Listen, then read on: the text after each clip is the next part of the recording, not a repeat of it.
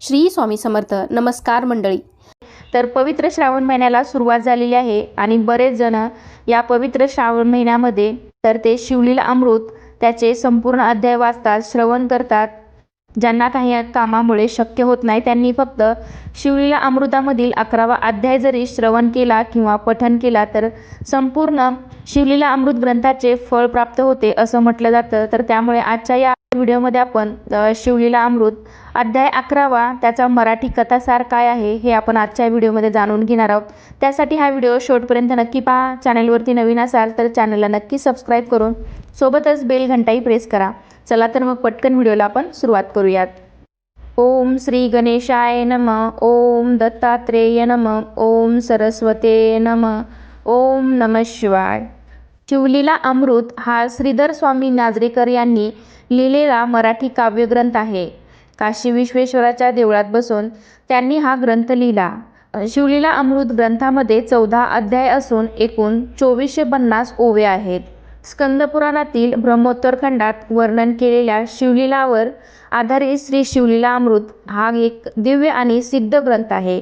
भगवान शिवशंकरांच्या अनेक कथा, शिवभक्तांसाठी विविध व्रतवैकल्ये, उपासना, स्तोत्र, महादेवांचे जप तसेच आध्यात्मिक बोध या सर्वांनी हा ग्रंथ परिपूर्ण असा हा अतिशय सुगम आणि रसाळ भाषेत लिहिलेला हा ग्रंथ आहे. या महान काव्याचे रचनाकार श्रीधर स्वामी कवींवर विद्यादेवता शारदेचा वरदहस्त आहे हे सहजच जाणवते.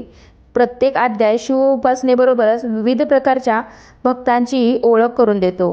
प्राचीन काळी नैमिषारण्यातील यज्ञसत्रात शौनकादिकांनी प्रार्थना केली असता महामुनी सूत त्या सर्वांस शिवमहात्म्य सांगू लागले. त्या संवादावर आधारित या ग्रंथाची रचना केली गेली आहे.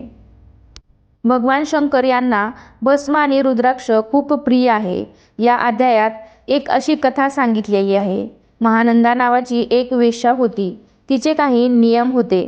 ती ज्या पुरुषाकडून धन घ्यायची आणि 3 दिवस त्यांची पत्नी म्हणून राहायची. एकनिष्ठ पती होते यासारखी त्यांची सेवा करायची. तिने कोंबडा आणि माकड पाळले होते. त्यांच्या गळ्यात रुद्राक्षाच्या माळा तिने घातल्या होत्या. त्यांना ती भस्मसुद्धा लावायची. त्यांना ती नाचायला बोलवायची.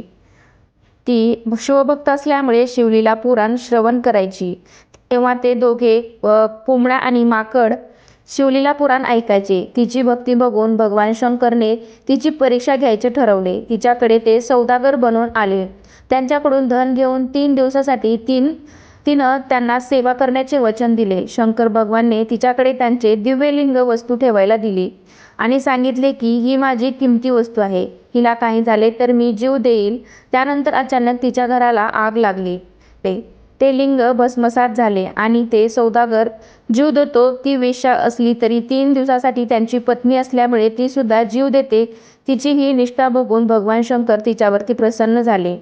तिला शिवपदाला घेऊन गेले. यामधील कुकट आणि मरकट म्हणजेच कोंबडा आणि माकड हे पुढे राजपुत्राच्या जन्माला आले. एक राजाचा मुलगा झाला तर दुसरा धनाच्या मुलाच्या जन्माला आले. तर या संस्कारामुळे ते शिवभक्त होतात. त्यांच्यामध्ये असलेले वैराग्य बघून राजा व प्रधान यांना चिंता वाटते. हे पुढे राज्य कसे चालवणार म्हणून ज्योतिषाला बोलावून त्यांचे भविष्य बघितले जाते. ज्योतिषी सांगतो की या राजपुत्राची 12 वर्षे भरली आहेत. आता मृत्यू पावेल आणि त्याप्रमाणे तसे घडते सुद्धा. यावर उपाय काय म्हणून ज्योतिषी राजाला सांगतो. 4 वेदात सार म्हणून हा रुद्राक्ष हे शंकराला प्रिय आहे. जप तप ध्यानापेक्षा महत्त्व असलेला हा रुद्राक्षय श्रवण पठण करा. त्याप्रमाणे या राजाने भद्रसेनाने हजारो आवर्तने रुद्राध्यायाची केली आणि त्यांचा मुलगा जिवंत झाला. शिवलीला अमृत त्यामधील हा 11वा अध्याय म्हणजेच रुद्राध्याय रुद्राक्ष आणि भस्माचा महिमा सांगतो. संपूर्ण शिवलीला अमृत न वाचता हा 11वा अध्याय जरी वाचला तरी पुण्य मिळते असे म्हटले जाते. शिवलीला अमृत या ग्रंथाचे श्रवण पठण जो कोणी करेल त्याला आयुष्य, आरोग्य, ऐश्वर्य प्राप्त होईल असे म्हटले जाते. सर्व दुःखे नाश होऊन अंती शिवलोक प्राप्त होतो. शिवमंत्र, रुद्राक्षधारण, रुद्राध्याय, प्रदोष, शिवरात्री, भस्मधारण, शिवकीर्तन या सर्व मार्गाने नेहमी शिवभक्ती करावी. हा ग्रंथ जो भक्तीने श्रवण पठण करेल त्यास शिवशंभोंची कृपादृष्टी राहील.